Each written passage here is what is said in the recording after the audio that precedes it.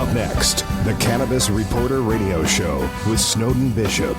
After this message. Evergreen is calling. Let's face it, indoor agriculture consumes massive amounts of energy. Between cooling high-intensity grow lights and regulating climate in large facilities, electric bills can run a successful grow operation into the red. If this sounds familiar, I can tell you that you need a powerful climate control system that won't drain your green. I'm Eric Riccardi with Blue Mountain Energy. Our state-of-the-art HVAC systems are powered by natural gas and propane, which means you can reduce your electricity use by as much as 80% and get your grow operation back in the black and maximize your growing space. Visit BlueMountainEnergy.com to schedule your free energy assessment and see how Blue Mountain Energy can put that green back in your pocket.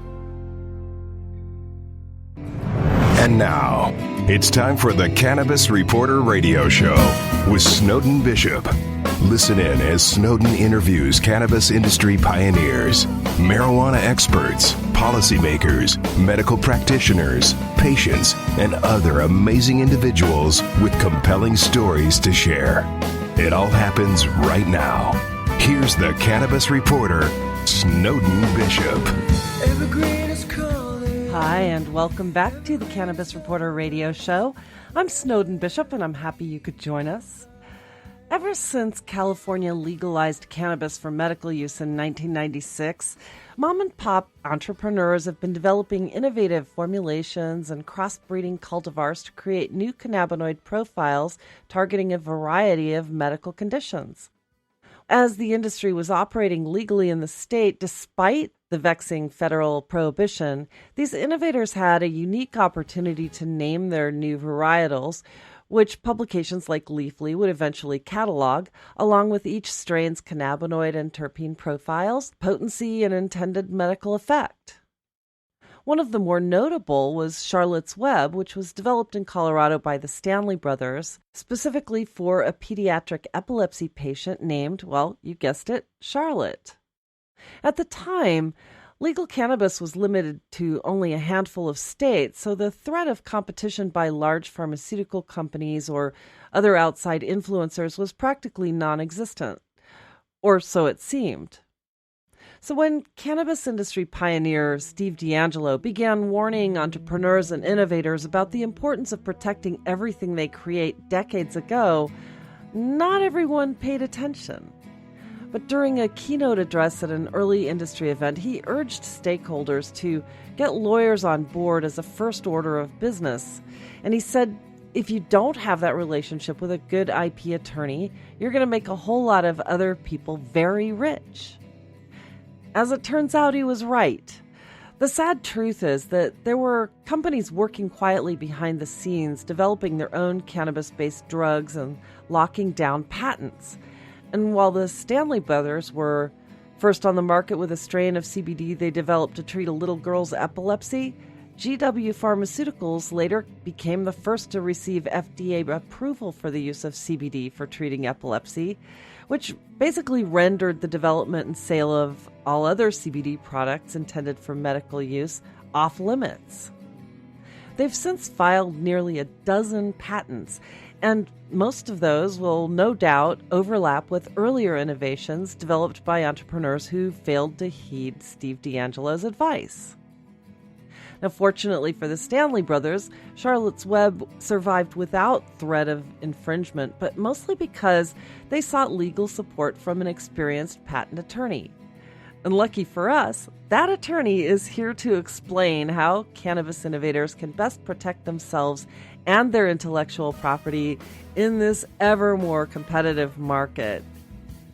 David Postolski, a partner at Gerhardt Law, is a registered patent and intellectual property attorney with more than 17 years' experience in the cannabis IP space. His practice is focused on assisting inventors, creatives, entrepreneurs, and companies in protecting, enforcing, and monetizing their intellectual property. He's also a professor at Temple University and Parsons School of Design, where he teaches master-level students about IP, ethics, and other regulatory considerations in business ventures and product design. He's also the current continuing legal education officer at the American Bar Association section of intellectual property law and founder of their International Action Group and editor of their monthly newsletter. David is a frequent speaker and author on intellectual property issues pertaining to emerging technologies and has advised clients in the cannabis sector for more than a decade. I should note he will also be speaking at the upcoming CBD Expo in Las Vegas this coming weekend. And today he's joining us from Israel, where he's been living. David, thank you so much for joining me. I've really been looking forward to this conversation. So tell me a little bit about what you're doing in Israel. Well, thank you for having me. Israel is great. I spend a lot of time here, mostly related to intellectual property and cannabis. And it's a great country. Everybody in the world should visit it for sure. There's something here for everyone. It's definitely startup nation, and that provides an energy that I've not seen anywhere else in the world. So it's been pretty cool and pretty fun to spend time here. That's great. And I know that everywhere in Israel has been a lot more progressive in terms of the cannabis research and everything else. So it's definitely a place to visit if people have an interest in that. I know that they do have a lot of events there. But before we delve into the topic of patents when it pertains to cannabis, give me a little bit of background and tell me, how did you get into this space? Yeah, it's actually a really interesting story. I've been practicing IP attorney, an intellectual property attorney, a patent attorney, a trademark attorney for about almost 20 years.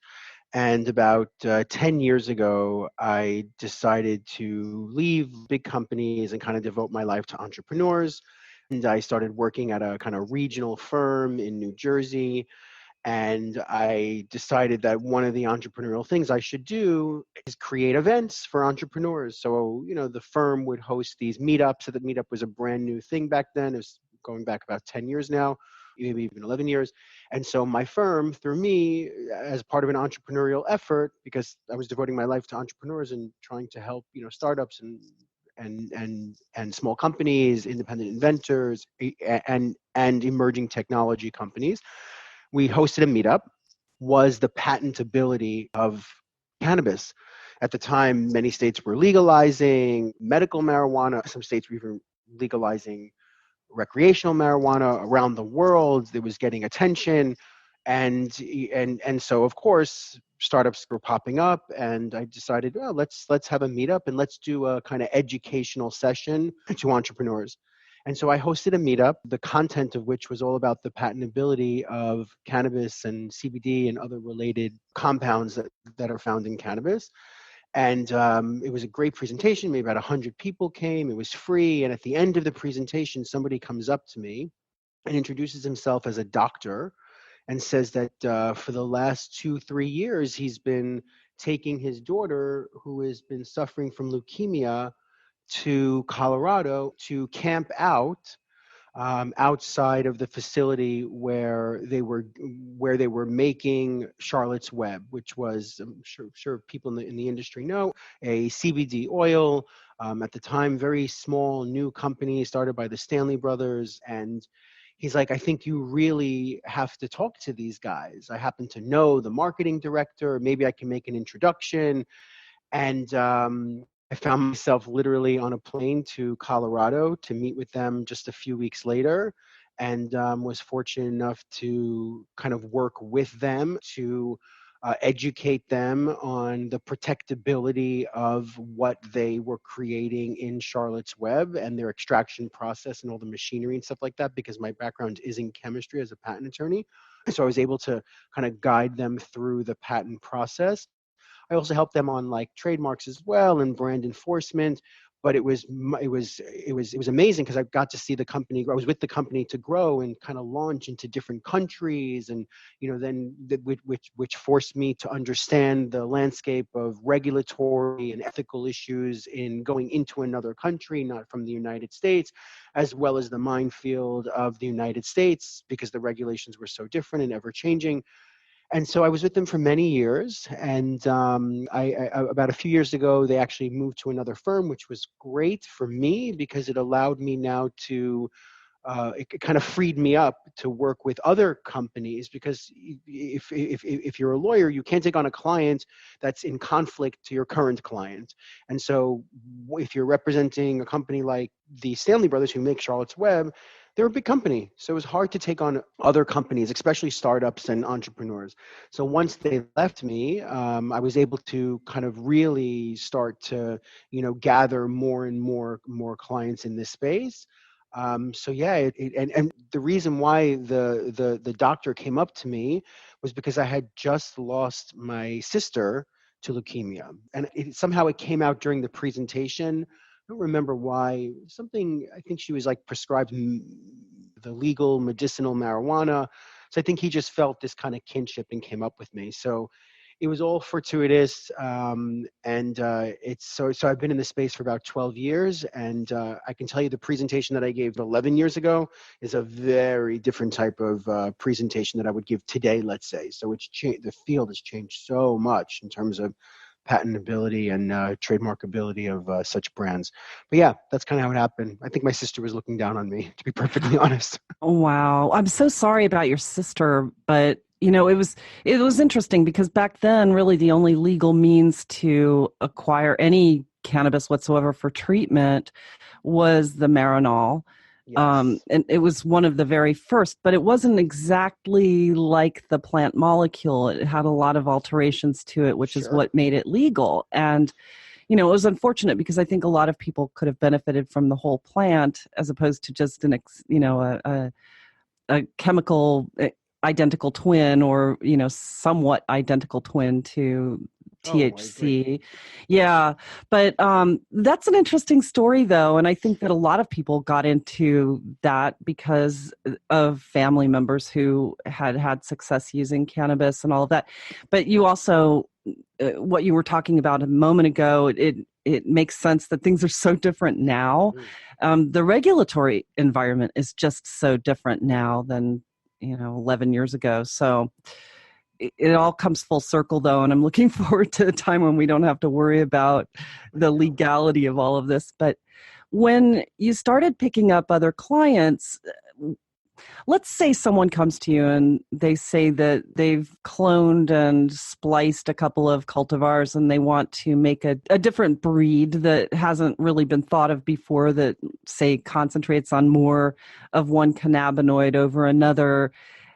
And let's say that they're in the industry, they've been in the industry, but now they're looking to protect themselves and really don't know where to start. What do you tell people like that? What do you tell growers? Yeah, it's a real, so it's not, so what I tell them is not just the growers, but it's the entrepreneurs who created a device for, smoking. It's, the people that are creating apps to locate, different, it's everything. It's based in chemistry, it's based in computer science, but overall, and it's based in genetics, it's all of that. But I tell them all the same thing. And it's something that I think is, that is so important, and something that this industry, like many other emerging technology industries, lack, which is the education and the empowerment that they need in order to protect themselves. So I'll kind of unpack that a little bit. If somebody comes to me, a grower, and has a new genetic, and has created a new strain or something like that, or has created something that they think is innovative and novel, I usually say to them, well, two things. One, we should probably do a search, a patent search, to see if somebody else anywhere else in the world, not just in the country where you happen to have discovered this or invented this, because that matters. If somebody has filed a patent, whether you want to file a patent or not, but if somebody has filed a patent on something similar to yours, even the exact same thing as you in South Africa, and you're coming to me in the United States, well, we need to know that, because the United States, when you will file, will see what we're seeing, and we'll see that South African patent application that has something similar to yours or the same thing as yours, and we'll say, well, sorry, you didn't invent it. And so it's really important, the education of doing a patent search, again, not doing a patent search so you file a patent, but doing a patent search so you know that you have the clearance to move forward